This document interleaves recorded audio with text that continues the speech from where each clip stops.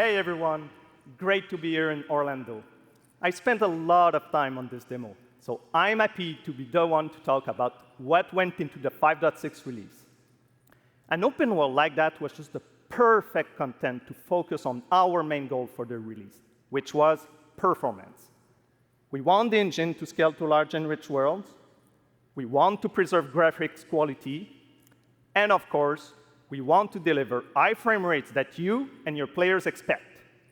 So let's check it out, starting with rendering. If you all remember, when we released Nanite with UE5, it supported static geometry. Last year, we brought skinning to Nanite. And now, we're working on Nanite foliage.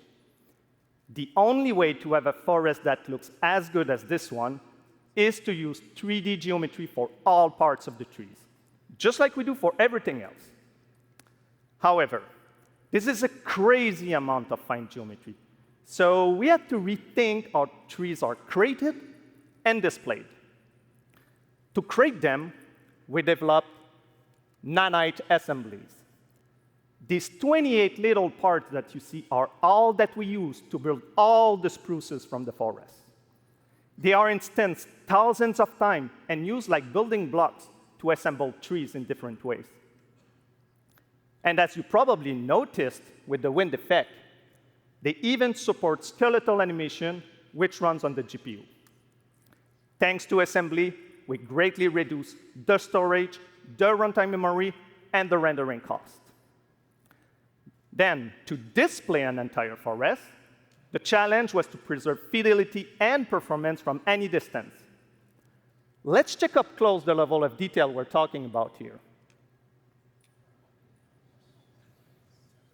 Lots of details. But this triangle representation is not the most efficient when far away, due to the amount of overlapping. And that's why we made an adaptive voxel representation. But in reality, you'll never see those voxels this close, since when we move the camera back, they're barely a pixel. Nanite foliage is almost done. We are moving it to the main line as we speak, and it will be available for everyone in 5.7. Another thing I would like to share is that ray tracing and Lumen now run more than twice as fast, with no visual trade-off compared to when UE5 was released. And because of that, we can now hit 60 FPS on consoles. And finally, we rewrote the rendering pipeline to run asynchronously so you can increase the richness of your scenes even more. Now let's talk about chaos physics.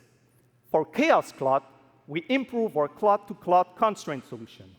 This removes a lot of collision evaluation when garments are piling up and interacting with each other. Even for complex setup like Series Cape, we hit a sub-millisecond budget on PS5. With Chaos Flesh, we introduce procedural muscle activations to make deformation and motion more natural. Your artist will still have control over tetrahedral simulation and train ML models that run fast in real time. We now support the baking of fluid surface data into lightweight assets to be played back at low cost. This is going to give you high-fidelity water without the performance cost of real-time fluid simulation. For animation, we work on both performance and fidelity. Here, you can see how Siri and Kelpie match up in their interaction. Well, that works no matter the angle of approach. That's our Modes character motion matching solution. We also added motion matching in Sequencer to build stitch tracks. With them, you can seamlessly transition from gameplay to cinematic. Also, we now have a secondary layer of animation driven by physics in Control Rig. We used it in Kelpie's rig to drive the mane, the tail, and the saddlebacks. And now, I'm happy to announce that all these features are already integrated into our new Unreal Animation framework, which we are releasing as experimental in 5.6. We built it with performance first in mind. Animation evaluation are now running in parallel off the game thread, which was our bottleneck. And for the other character systems that are just as costly, like movement avoidance, state tree behaviors, we also move them to worker threads. This is really going to help you create scenes that are crowded and lively. Streaming has always been a big deal regarding performance. And the three biggest improvements we made are physics state creation, which now runs async, improve runtime PCG for ground scatter on GPU, and a new FastGeo plugin to stream static geometry. And just to take a different example, in CitySample, the streaming time was cut down by 90% while moving at high speed. We focus on a lot of areas for performance in 5.6, and mobile is no exception.